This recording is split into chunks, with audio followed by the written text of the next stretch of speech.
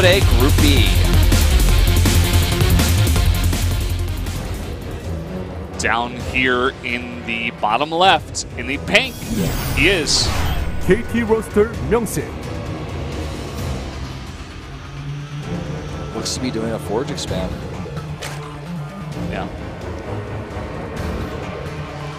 Down to the top right in the red. The final boss. MVP Donghaegu. Tenpool. Wow. Tenpool definitely going to be pretty good against a cannon rush. Yeah. Wipes his nose. It was itchy. Don't blame him. He's got to make sure it's not itching when he goes for the attack. He's eating Terran noodles and Protoss noodles. It's DK food. He said the Protoss noodles are added food, so. And that was, of course, DRG, the Zergling, eating all of that. Yeah.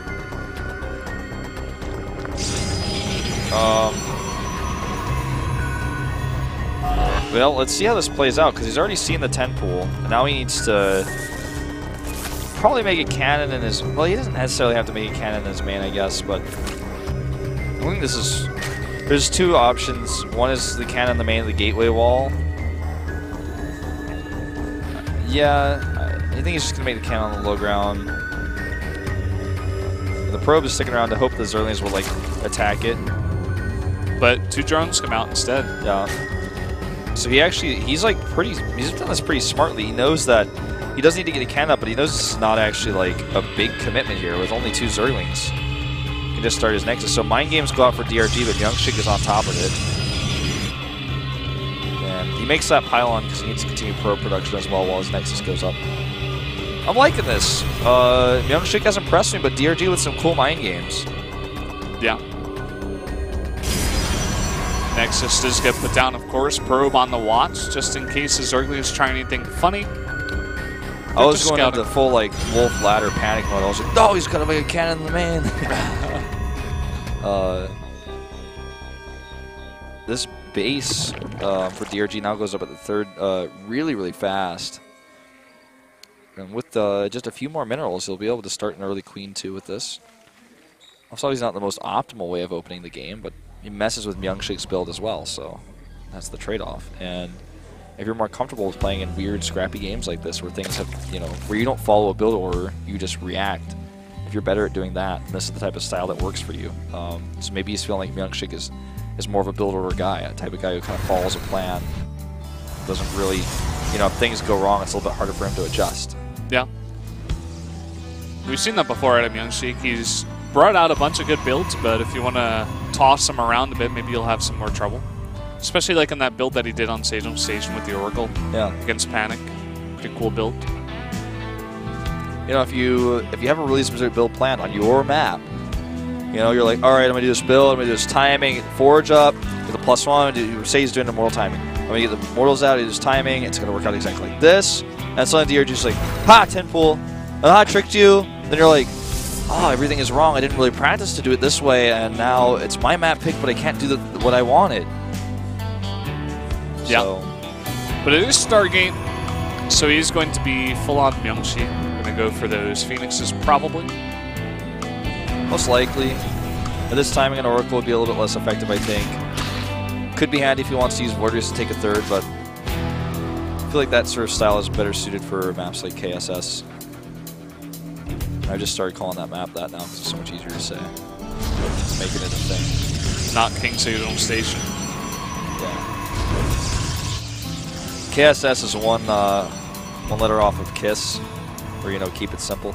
Yeah. I'm feeling it. Sees the Stargate, and will Myeongsik show? He does the Phoenix. Yeah. See how he decides to follow this one up.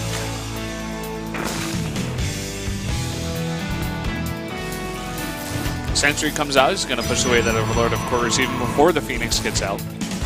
And DRG back at his own base, he's just going to drone up as much as possible. And, of course, put down the Spores. Pretty similar game as to what we saw in the last game, actually. Even Myeongsik throwing down the robotics facility and the +1, same as last game. So, wouldn't be surprised to see some similar stuff happening. Yeah. Doesn't see the third base yet. It just had Heaven highlight, but probably knows it's there. I would expect. 3 gates on that Robo. Very similar, as you mentioned. Killing up more Overlords. Yeah. DRG not leaving this many out there. Yeah, that's what I was gonna say. He's like, oh, I've learned the hard way. Don't want to lose like 5 Overlords this time. Don't want to lose 5 Overlords and then totally crush my opponent with a timing attack. Yeah. Maybe he should have actually lost his Overlords because, you know, worked out for him last game. But yeah, literally the same build out of Myungsik. He's making 3 gates and a Warp Prism. So, yep. Gonna harass at the third base, maybe in the main as well. Seems like it ends up hitting a little bit faster this time. Somehow it just feels like things line up a little bit better for him. There's a lot less things on the map, I guess. That's another thing for DRG. So cleaning up the Zealots is going to be a little bit tougher. There's also no Roach Warren just now being started. So I think DRG like cut some drones and made a little bit faster units last time. That's part of why he was able to pull this. But now that he sees this, makes 10 lings immediately. Speed will be done soon. Seeing his Queen's in position to defend as well. And once the Roach Warren is done, he can make a few Roaches. But the Rope Prism will be there before then. Let's see how much this gets done. Warp Prism coming in. It's got 4 Zealots in it. Picks up a Queen here. He's just gonna drop down and try to fight this. A lot of lanes coming in, but still no speed. He's got a lot of Queens as well, but picking up a lot of them as well. The Zealot's doing a lot of damage on the ground, but with this many Queens, I feel like it's just too much to handle. There's so much transfuse energy as well. He should be able to save this easily. Yeah. And DRG, with all the economy he has, is making a bunch of lings. More Queens, gets the 1-1 upgrades. This time I don't think he's going to cancel. Starts Aspire as well, just like before. And the Phoenix is over here killing more Overlords as best as they can, or at least attempting to. Find a sweet spot, pick off a drone here or there. Scout Aspire.